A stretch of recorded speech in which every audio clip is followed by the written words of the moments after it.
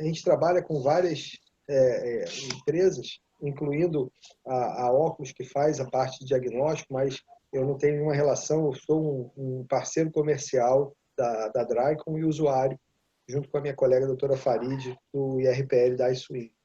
E eu começaria essa revisão com uma frase muito interessante. Essa frase você veja que não é nada recente e que a medicina é uma arte de você trabalhar o paciente em relação ao tempo dele se curar por causa da própria natureza.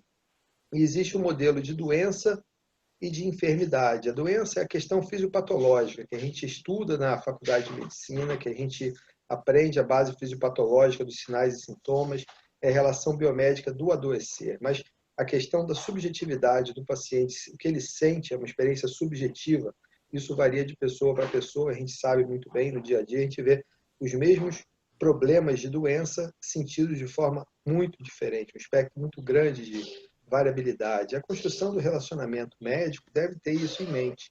Você precisa fazer uma consulta, ter as informações, e aqui a propedêutica, que hoje em dia eu chamo de propedêutica multimodal, é fundamental para a gente poder embasar o nosso tratamento, a nossa conduta. E isso serve para a gente orientar o paciente.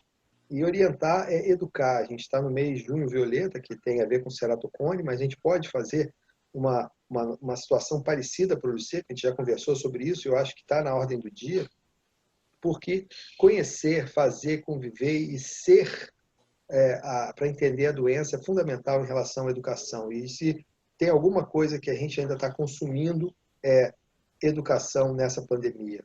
E para você ter educação, você tem que ter comunicação. E a comunicação entre o médico e o paciente é um desafio, porque traduzir o mediquês para o paciente poder entender o que a gente quer passar para ele em relação ao que ele precisa entender para ter uma questão de prognóstico, entender a severidade, aderir ao tratamento é fundamental. E quando você fala de olho seco, começa o problema aí. Porque, na verdade, o olho seco, na maioria das vezes, não é seco. A gente estava falando sobre a questão do Sjögren, que é um olho seco, vamos dizer assim, de verdade, e o olho seco ele tem lacrimejamento, e lacrimejamento é um dos sintomas que o paciente refere, e um sinal que você vê. Então, o paciente fala, doutor, estou com o olho ardendo, está lacrimejando, aí você fala, você está com o olho seco, o paciente, a primeira coisa que ele pensa, esse cara não só não escutou o que eu acabei de falar para ele, como ele não sabe o que ele está falando, porque eu estou aqui lacrimejando na frente dele. E a gente tem que orientar. E o Zé Álvaro tem realmente um papel muito protagonista nessa situação de você poder ter uma associação que apoie os portadores de olho seco, aqui para doenças mais graves. Mas o olho seco comum, que é o olho seco ordinário, que é o que acontece em praticamente todas as pessoas, eventualmente é o que a gente vê no consultório, ele tem que ser entendido em relação à qualidade do filme lacrimal. Então, não é quantidade de lágrima, mas qualidade da lágrima. A qualidade da lágrima, e você vai ver uma situação de alteração bioquímica, e a primeira coisa que a gente pode medir hoje em dia é a hiperosmolaridade, que é fundamental como um parâmetro objetivo para a gente poder avaliar. E certamente a gente vai começar a ver também a inflamação. A gente vai ver a inflamação com a metaloproteinase 9, por exemplo.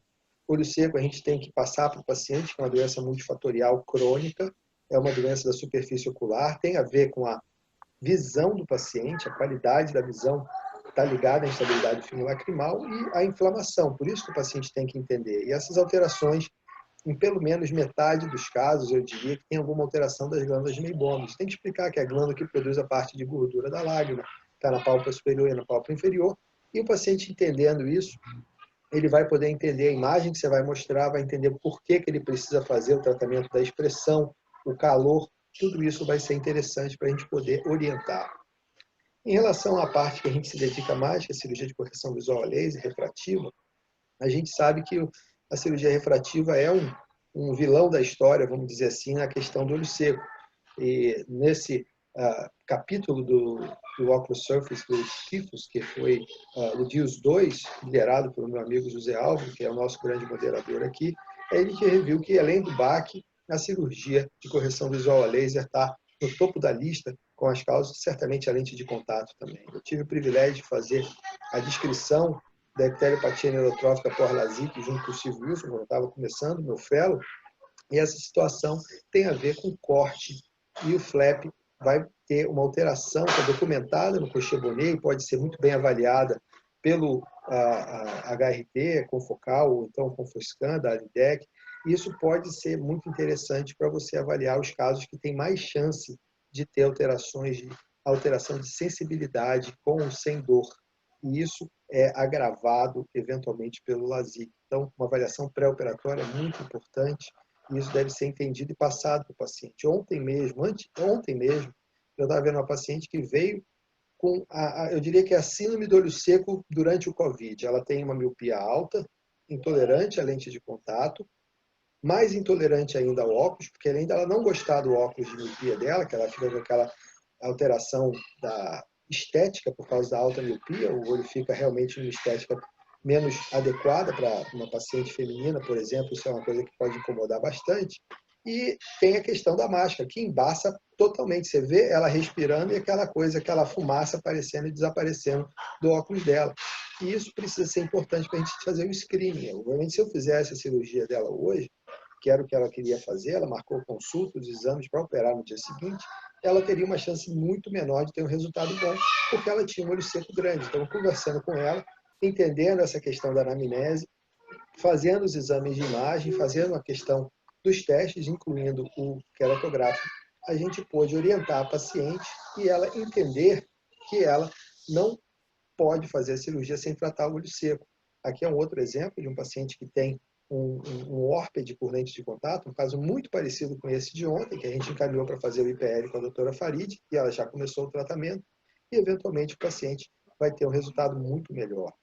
O break-up time não invasivo, ele não só mapeia, ele dá o tempo de ruptura, mas mapeia, e isso ajuda muito, e obviamente você vê a glândula de Meibomius para você fazer um diagnóstico mais assertivo e a condição. E a glândula de Meibomius pode ser vista na biomicroscopia normal. Aqui você olha para cá, mas você olhando para cá você já vê alguma coisa. Quando você começa a treinar o seu olho com as imagens do Keratograph 5, você começa a ver que as glândulas são possíveis de você avaliar. Então, a orientação do paciente é fundamental sobre a doença. É importante orientar o paciente a piscar. Suplementação alimentar, eu sempre falo que isso é mais arte do que ciência, mas é importante o paciente entender em relação a isso. O tratamento, com todas as possibilidades que a gente tem, deve ser entendido, a questão dos lipídios. Lágrima artificial, duas palavras sobre lágrima artificial, não é, na verdade, o nome adequado. Lágrima artificial não é a lágrima artificial, é um substituto da lágrima, e isso precisa ser entendido para não ter toxicidade. Aqui um outro caso que você pode verificar a capacidade da gente com a biomicroscopia tradicional da lâmpada de fenda, nada especial na lâmpada de fenda, a luz normal, você consegue fazer uma correlação da glândula de Meibomius. Se você tira essa foto e mostra para o paciente, é muito mais fácil de você ter aderência do paciente, conseguir seguir em frente no entendimento que ele precisa tratar essas glândulas que estão entupidas e você precisa fazer um tratamento com o IPL. Então, é fundamental entender que o IPL tem um posicionamento no mercado, isso não é laser. A luz pulsada é diferente da luz pulsada regulada. Isso é o grande diferencial que separa esse tipo de tecnologia da tecnologia do IPL que a gente tem nos salões de nada contra, absolutamente, mas os salões de depilação feminina, em perder de que o paciente vai ter um benefício. E o que esperar disso, a gente aprendeu isso com o professor desde a primeira vez que ele veio para cá. A gente tem que saber orientar o paciente que tem uma possibilidade do paciente não se beneficiar tanto, e alguns pacientes ficam tão bem que nem precisam fazer as sessões seguidas. A gente normalmente oferece 3, às vezes 4, mas um percentual razoável já fica bom na primeira. E isso é importante, a gente entender que é uma nova subespecialidade, um nicho de especialidade, o tratamento vem com base no diagnóstico. Educar é fundamental. A gente precisa de orientar o paciente e certamente o conceito que a gente tem hoje é o spa da lágrima. Eu diria que não é o spa do olho seco, é o spa da lágrima. Talvez essa seja uma das poucas contribuições que eu tenho de verdade, porque a gente, colocando esse nome, a gente conseguiu fechar muito melhor do que o spa do olho seco. O olho seco é o problema, a lágrima é a solução. E esse é o nosso site, aqui é a doutora Farid comigo, logo quando a gente comprou, adquiriu o IAI, e a gente está bastante satisfeito e com uma perspectiva de crescimento nesse mercado, com novos tratamentos que estão entrando no nosso mercado para fazer a termomassagem, que certamente vai ajudar muito para melhorar ainda mais a nossa possibilidade de ajudar os pacientes que têm tanto sofrimento com essa doença. Eu agradeço mais uma vez a oportunidade, cumprimento o professor Eugênio Leite, os nossos moderadores e todos vocês que estão participando, e fico à disposição para uma discussão que certamente vai ser muito interessante. Obrigado.